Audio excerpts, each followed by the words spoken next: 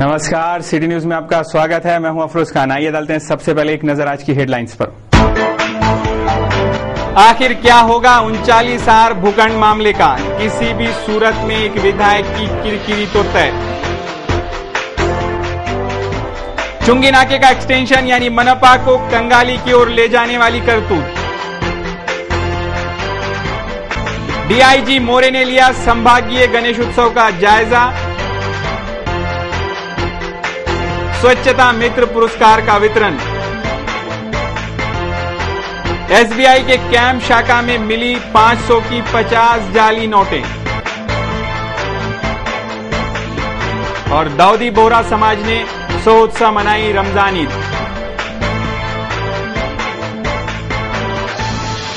आज के हेडलाइंस के प्रायोजक थे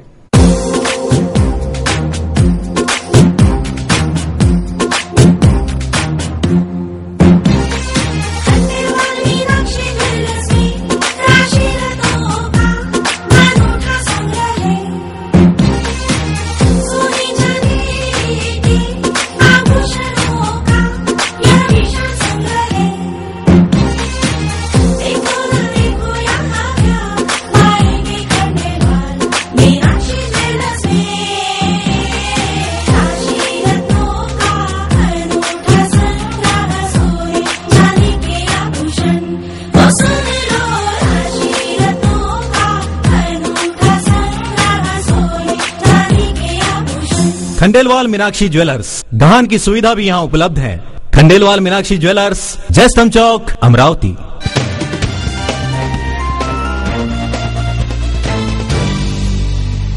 सिटी न्यूज में फिर से आपका स्वागत है। अब देखते हैं संपूर्ण समाचार विस्तार से। इस वर्ष का गणेश उत्सव आगामी 1 सितंबर से शुरू होने जा रहा है। इस गणेश उत्सव को और आकर्षित बनाकर ये गणेश उत्सव सभी महानगर वासियों के साथ मनाने सिटी चैनल प्रस्तुत कर रहा है घरगुती गणेश सजाओ स्पर्धा। आकर्षक आरासा से सुशोभित घरगुती गणेशों को पुरस्कारों से सम्मानित किया जाएगा।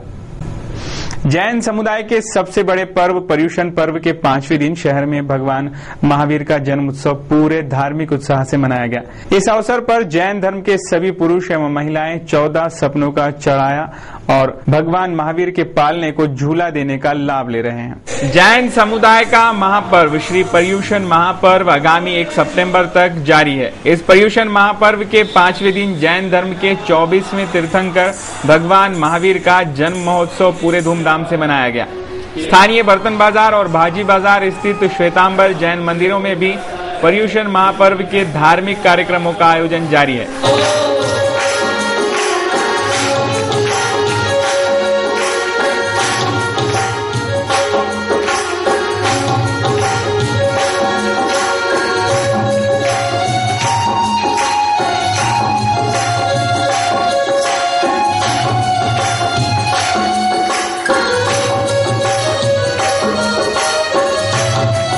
सोमवार को महापर्व के 5वें दिन परंपरागत रूप से भगवान महावीर का जन्म महोत्सव मनाया गया।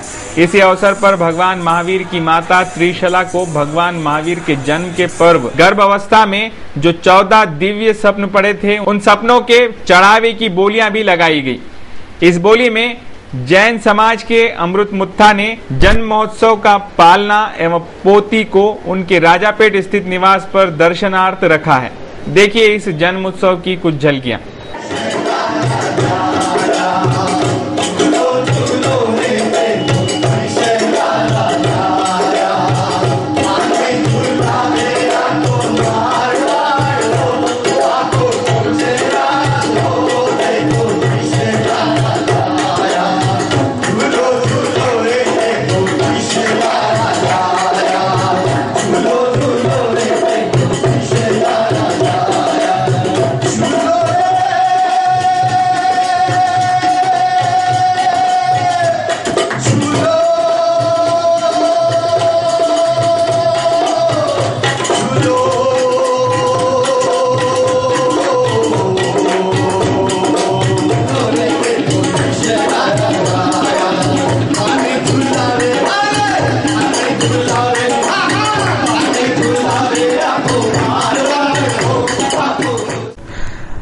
रमजान महीने के 30 रोजे मुकम्मल करने के बाद दाऊदी बोहरा समाज ने मंगलवार की सुबह रमजान ईद की नमाज अदा कर ईद मनाई।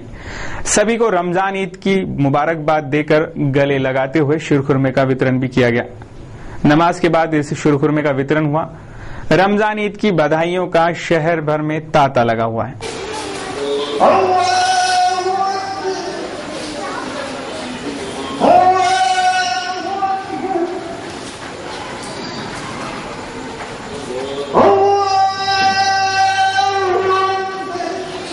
मंगलवार की सुबह स्थानीय बोहरा मस्जिद में रमजान ईद की नमाज अदा की गई। रमजान माह के 30 रोजे पूरे करने के बाद मंगलवार को बोहरा गली स्थित बोहरा मस्जिद में एकत्रित आए बोहरा समुदाय ने ईद की नमाज अदा करने के बाद सभी को रमजान ईद की खुशियां शीरखुरमा बांटकर जाहिर की।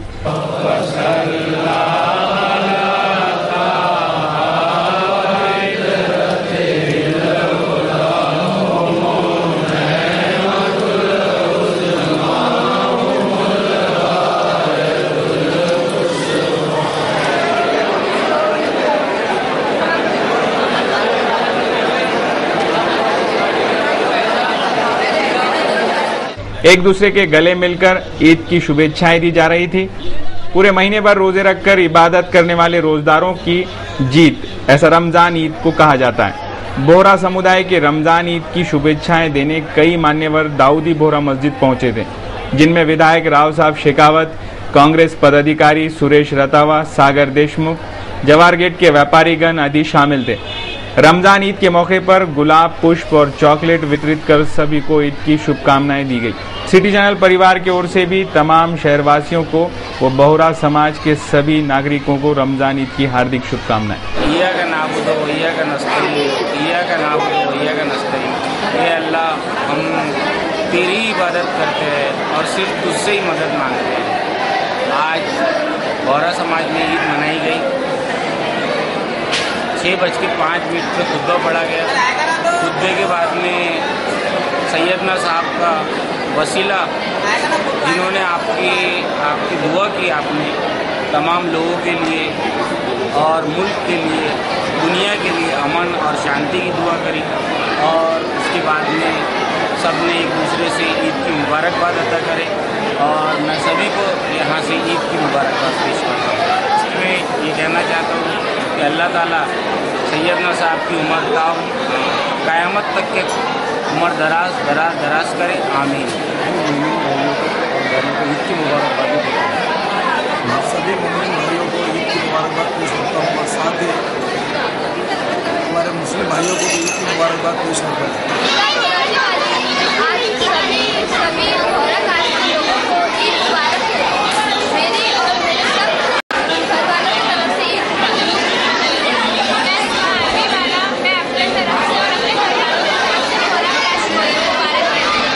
हमारे सैयदना साहब की उम्र की दराज़ी उम्र की दुआ करते हैं और तमाम भाइयों को अमरावती, हिंदुस्तान, सारे देश और दुनिया के वासियों को ईद की मुबारक पेश करता हूँ। मैं उनका मोहम्मद हुसैन भाई को मुस्लिम भाई को पेश करता हूँ। अब्दुल कादिर मर्चेंट बोहरा जमात इंजमन अकेडमी की तरफ से सब बोहरा भाइयों को और सब मुसलमान और हिंदू भाइयों को पूरे भारत में ईद की मुबारकबाद पेश करता हूँ। आज के जो हालात बने हैं उन सब को लेकर चिंता है और हमारे भारत से सब मिल जाए, सब अच्छा हुआ। जैसे मैं उम्मीद करता हूँ कि ईद और आगे आने वाले त्योहारों सब त्योहारों की उम्मीद से सब भारतीय भाई एक जगह आकर अच्छे काम करें, ऐसे मैं उम्मीद करता हूँ और भारत को अच्छा भारत ताकतवर भारत बनाने में काम करें।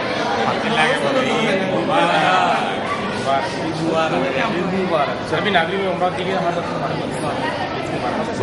मैं मुर्तज़ा अब्बास अली सभी मोमिन भाइयों की तरफ से सारे शहरवासियों को ईद की मुबारकबाद पेश करता हूँ और अपना अमान की कामना करता हूँ। मैं अब्बास अली सबको ईद की मुबारकबाद देता हूँ। आज हम दाऊदी बोहरा समाज ऑल ओवर द वर्ल्ड जहाँ भी बसते हैं, हम आज ईद मना हिज हॉलीनेस डॉक्टर सैयदा मोहम्मद बुरहानुद्दीन साहब के इरशादात के तहत आपकी रहनुमाई में हम आज शहर रमज़ान मुबारक के 30 दिन के रोज़े करने के बाद आज ईद मनाते हैं और हम तमाम हिंदुस्तान के तमाम मुसलमान और हम 36 कौम हम सबसे हम शुभकामनाएँ करते हैं, दुआ करते हैं अल्लाह ताला हमारे तमाम सबको ये ईद मुबारक करे और ईद की खुशी में तमाम आलम में अमन अमान बाकी रहे, खासतौर हिंदुस्तान में जहाँ भी कहीं भी गोरा समाज रहता है हम दुआ करते हैं सब अमान में अमन अमान में सब खुश खुर्रम बाकी रहे। आज दाऊदी गोरा समाज के ईद के पावन पर्व पर हम सब लोगों ने यहाँ पे गोरा समाज के सभी समाज बंधुओं को ईद की शुभकामनाएं दी। ईश्वर से अल्लाह ताला से वाहेगुरु से ये प्रार्थना करते हैं कि ये ईद उनके जीवन में खुशी।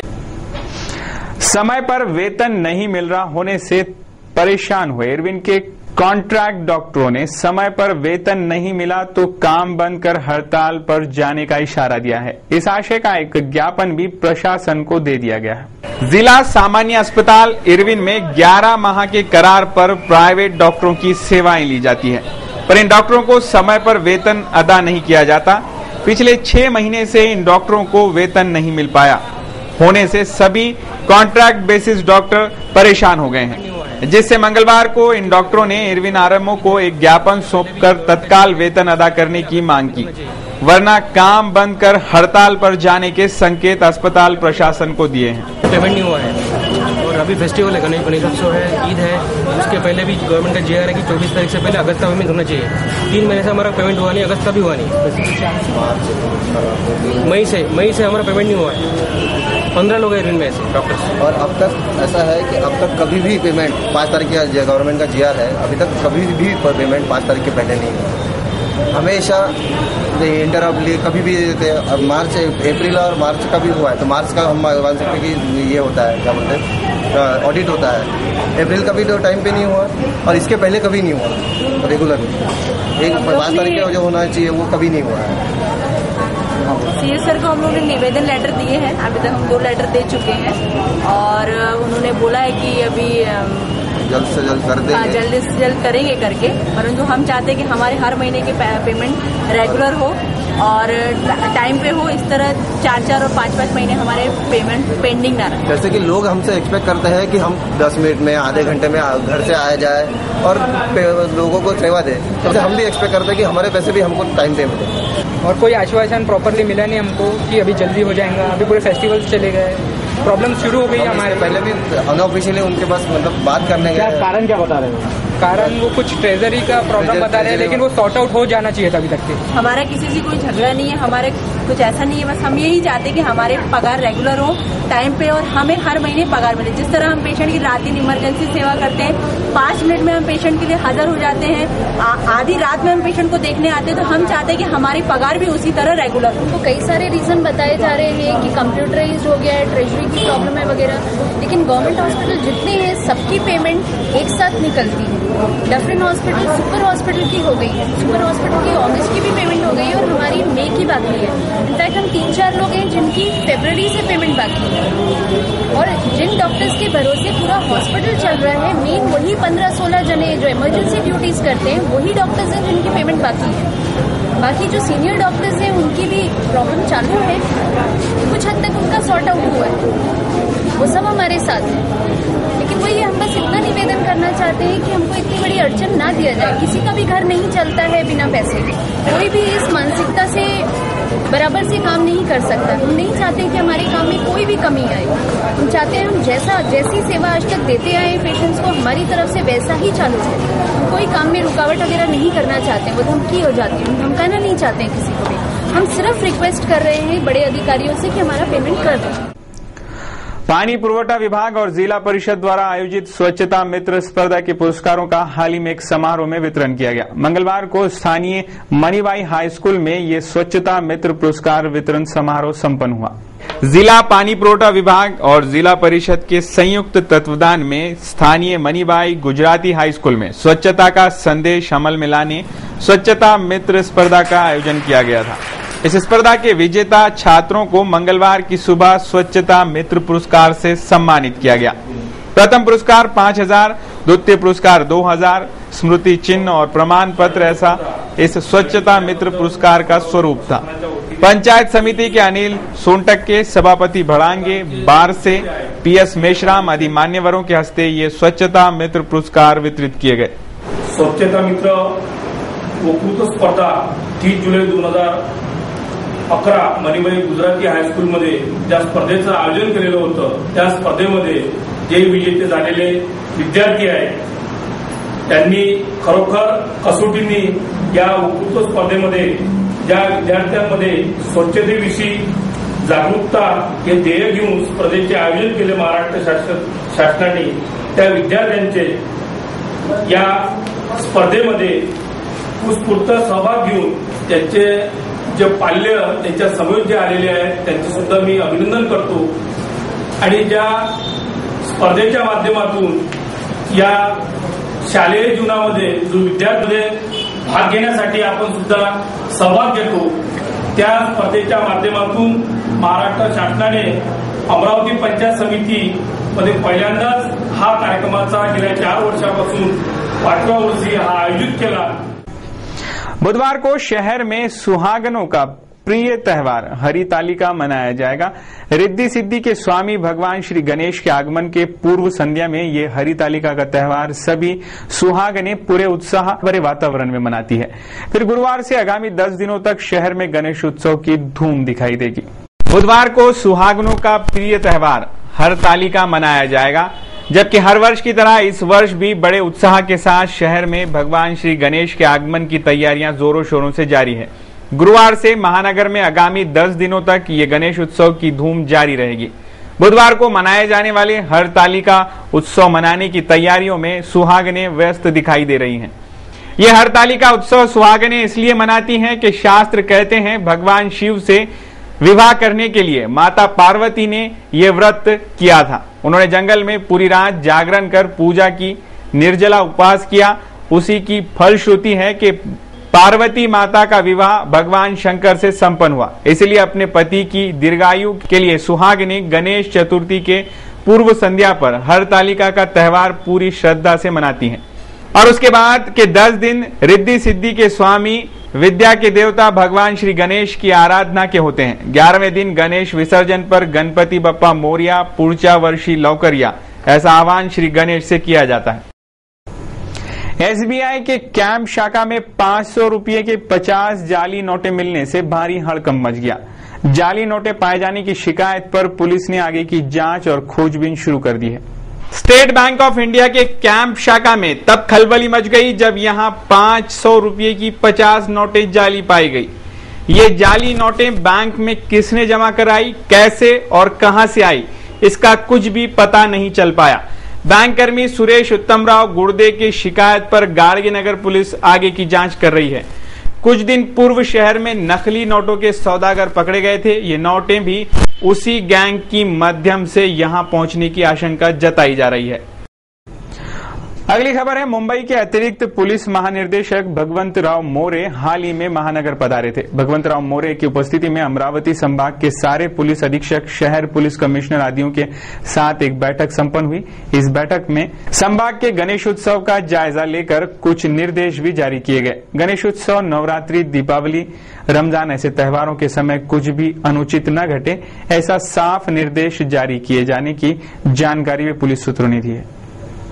चुंगी नाके को 2 महीने का एक्सटेंशन दिया गया है, पर यह करतूत मनपा को कंगाली की ओर ले जा रही है, ऐसा कहना है शिवसेना महानगर प्रमुख दिगंबर डाके का। महापालिकेचं नुकसान होऊन राहिल्याची शंकाच नाही, कारण की जवळपास 80 लाख रुपये नवीन रेट प्रमाणे जर ते टेंडर बाहेर निघालं तर 80 लाख रुपये महिन्याचं नुकसान या महानगरपालिकेचं होऊन राहिलं। त्याच्यामध्ये 2 महिन्याचं एक्सटेंशन याच्या अगोदर दिलं 2 महिन्याच्या नंतर देण्यात आला.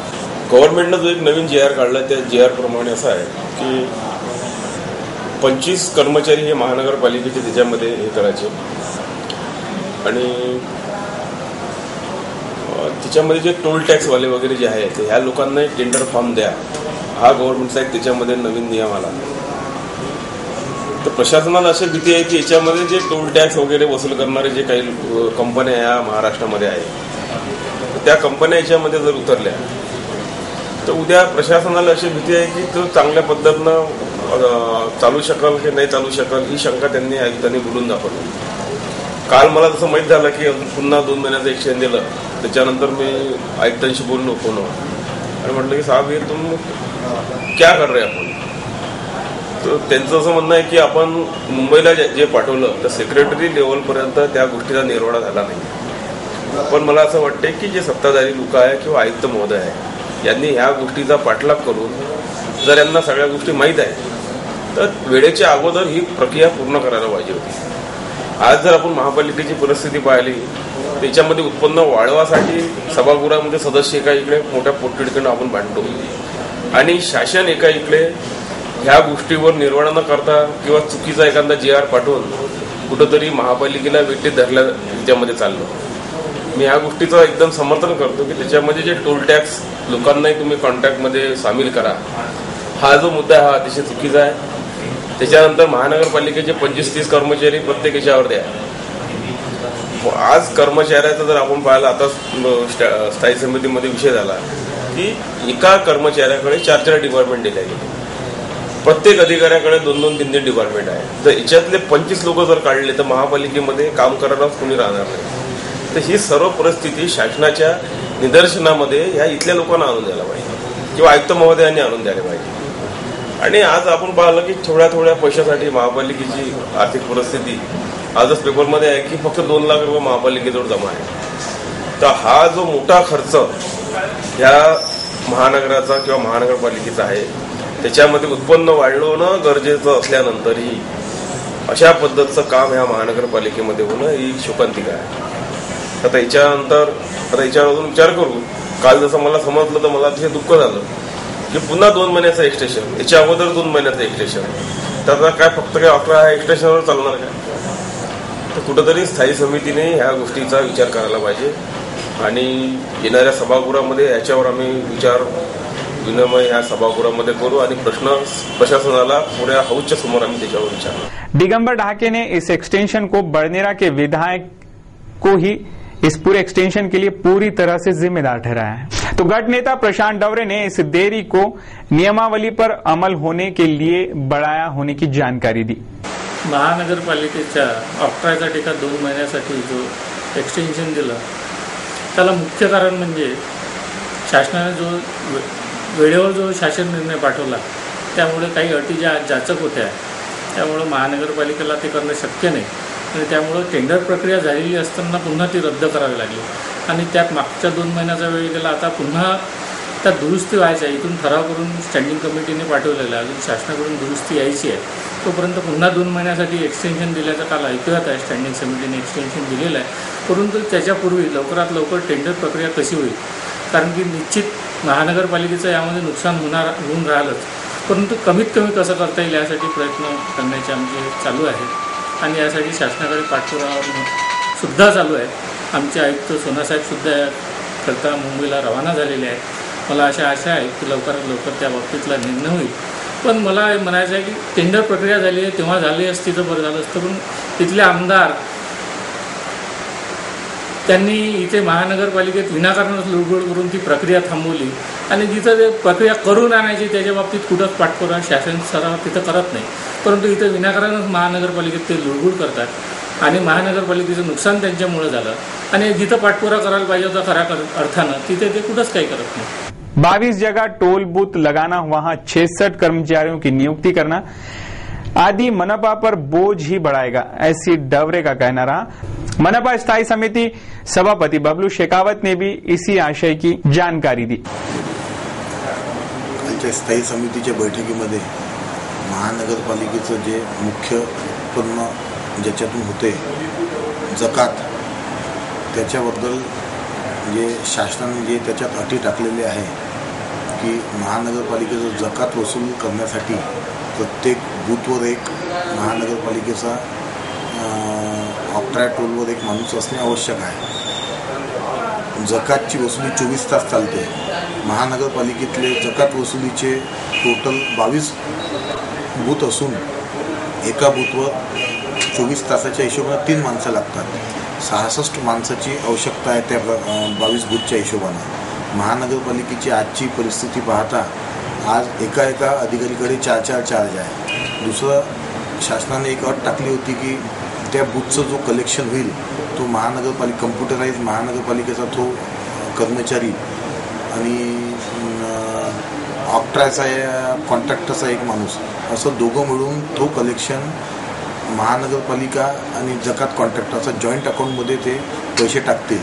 पण महानगरपालिकेत एक तर कर्मचारीची कमी असून दुसरं जे यांनी जे सांगितलं की कर्मचारी तिथं जो बूथवर पाहिजे तो ट्रेन असलेला पाहिजे, कारण त्याला कम्प्युटरची माहिती पाहिजे, हे सगळी माहिती पाहिजे. आजच्या परिस्थितीत महानगरपालिका 10 माणसंही लावण्याच्या परिस्थितीमध्ये नाही आहे, कारण जे आज कर्मचारी आहेत ते सुद्धा आज कमी पडून राहिले. म्हणून आम्ही शासनाला अशी विनंती केलेली होती की कर्मचारीची अट आणि जॉईंट अकाउंटची अट ही 2 अट शिथिल करून आम्हाला निविदा लावण्याची परवानगी देण्यात यावी. पण आतापर्यंत ते शासनाकडून काही आलेलं नाही आहे. म्हणून आता शासनाकडून या 8-10 दिवसात माननीय आयुक्त साहेबांनी असं निवेदन केलं की 8-10 दिवसात आपल्याला ती अट शिथिल करून किंवा अजून काही मार्ग काढून शासन आपल्याला 8-10 दिवसात निविदाची परवानगी देणार आहे. म्हणून निविदा प्रोसिजर कंप्लीट व्हायला 1 महिना लागते. म्हणून आम्ही 1.5 ते 2 महिन्याचा एक्सटेन्शन कालच्या मीटिंगमध्ये जकात निविदा देण्यात आलेलं आहे. इस चुंगी नाके के लिए निर्णायक पहल कर रास्ता निकालने की महत्वपूर्ण चर्चा करने मनपा आयुक्त नवीन सोना मुंबई रवाना हो चुके हैं.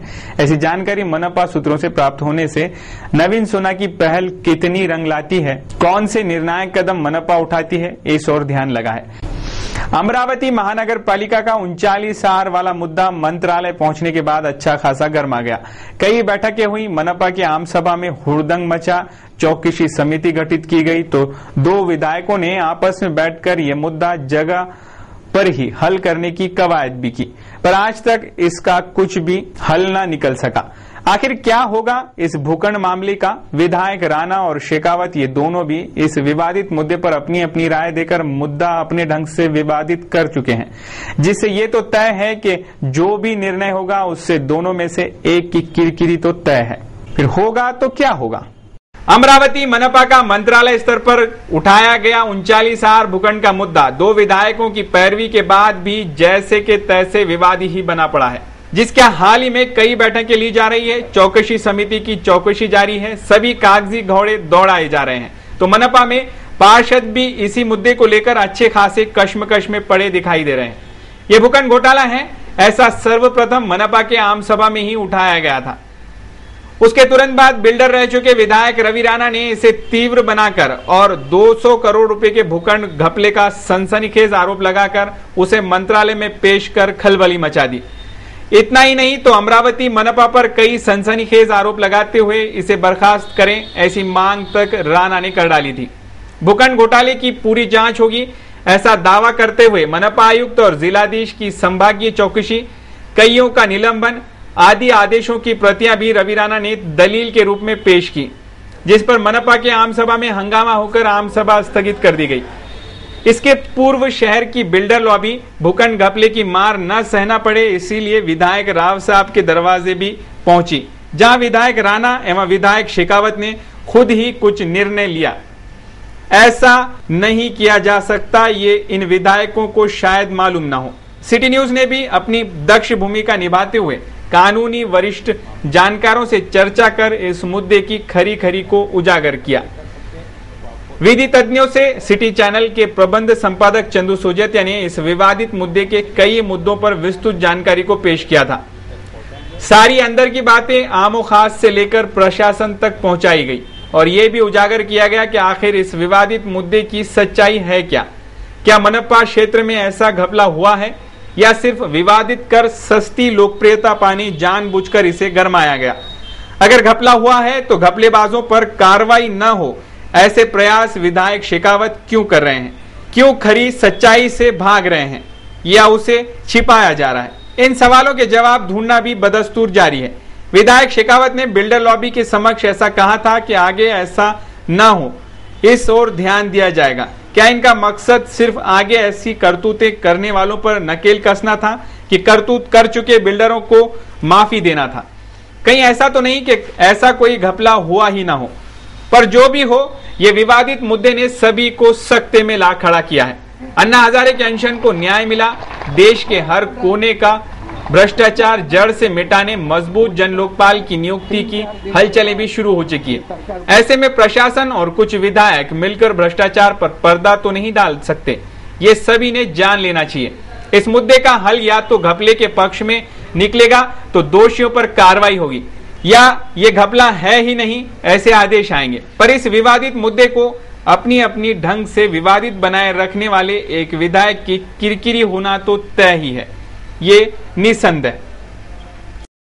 अमरावती बड़नेरा मार्ग पर महामंडल की बस इंडिका से टकरा गई। इस हादसे में कुछ हानि नहीं होने से सभी ने चैन की सांस ली। पुलिस ने इस हादसे की शिकायत दर्ज कर ली है। यवतमाल से अमरावती आ रही एसटी महामंडल के बस क्रमांक MH40 N8640 की उसी मार्ग पर चल रहे MH28 V2529 को टक्कर बैठी। बड़नेरा मार्ग के होटल मोहिनी के सामने ये हादसा हुआ। इस हादसे में कुछ हानि नहीं हुई, पर इंडिका का पिछला हिस्सा खराब हो गया है। इस घटना की शिकायत बड़नेरा पुलिस को दी गई है। आगे की जांच बड़नेरा पुलिस कर रही है। देश के जाने माने कार्टून श्री श्याम जगोता, इन्होंने आज सिटी न्यूज के कार्टून कोना के लिए आज का ये कार्टून भेजा है। भ्रष्टाचार के खिलाफ अन्ना हजारे की छिड़ी जंग ने जिस तरीके से जन समर्थन को हासिल किया और पूरे दुनिया में एक इतिहास बन गया कि अहिंसा के मार्ग पर चलकर किसी अनशन और आंदोलन से सरकार को हिलाया जा सकता है और सरकार सही नीति बना सकती है और जनता सबसे परे है। संसद में जिस तरीके से इस बिल पर चर्चा हुई और सरकार को जिस तरीके से अपने घुटने टेकने पड़े, तो ये मानसून सत्र ही था जिसमें मनमोहन सिंह सरकार को अपनी काफी जद्दोजहद से अपने आप को बचाने में कामयाबी मिली। अन्ना हजारे का आंदोलन न देश भुला सकेगा और न मनमोहन सिंह ये मानसून सत्र। कुछ यही दर्शाता है आज का हमारा ये कार्टून।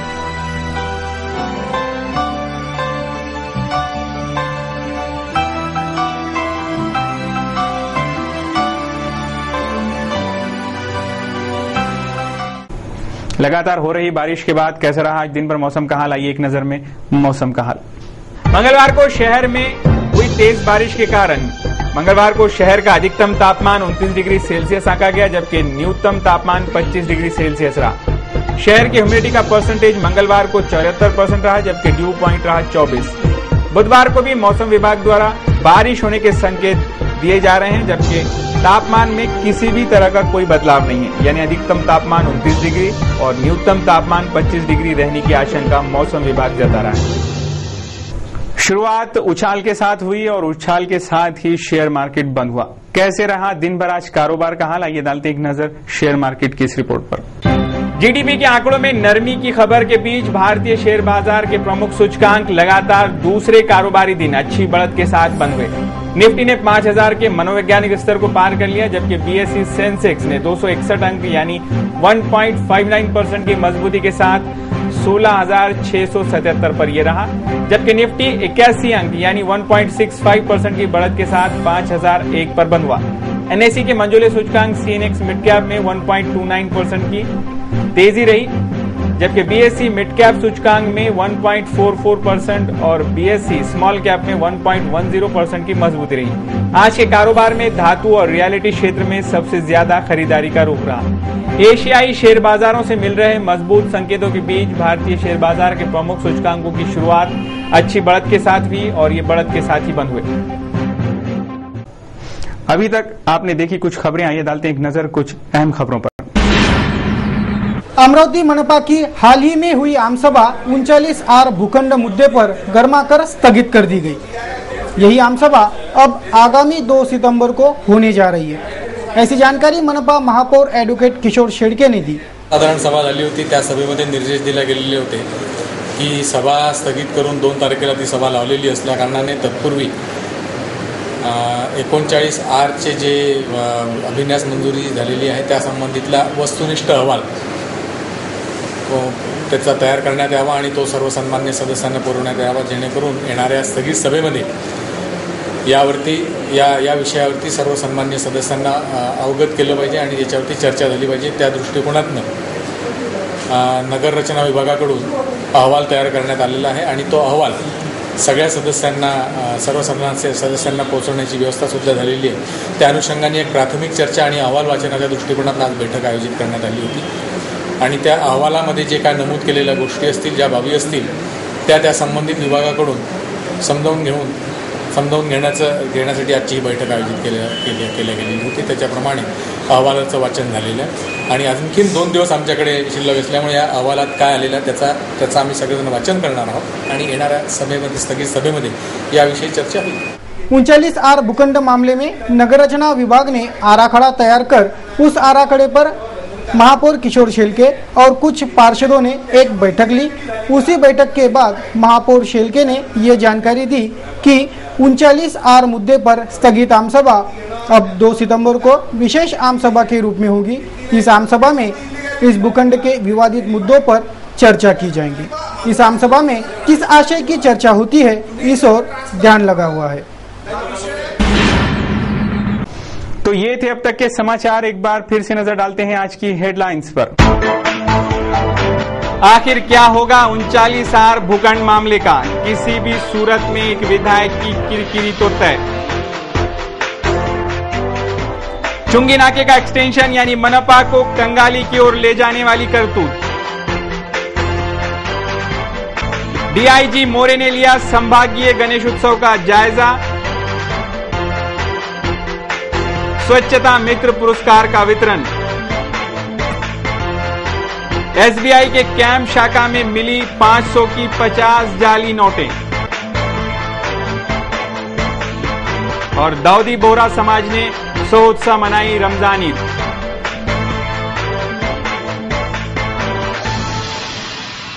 सिटी न्यूज के बारे में आप अपने सुझाव एवं विचार हमें भेज सकते हैं हमारे इस पते पर.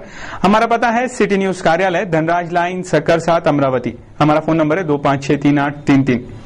इस समाचार के माध्यम से हम आपको देते रहेंगे शहर की तरोताजा खबरें. सिर्फ देखते रहिए सिटी न्यूज चैनल. हर घंटे होती रहेंगी नए खबरों के साथ. फिर मुलाकात. देश और दुनिया की खबरों को देखने के लिए आप लॉग ऑन कर सकते हैं www.citynews.net.in पर. इन समाचारों में बस इतना ही. देश और दुनिया की खबरें, कार्यक्रम, प्रोग्राम सिटी न्यूज पर जारी रहेंगे. आप देखते रहिए सिटी न्यूज और मुझे दीजिए इजाजत.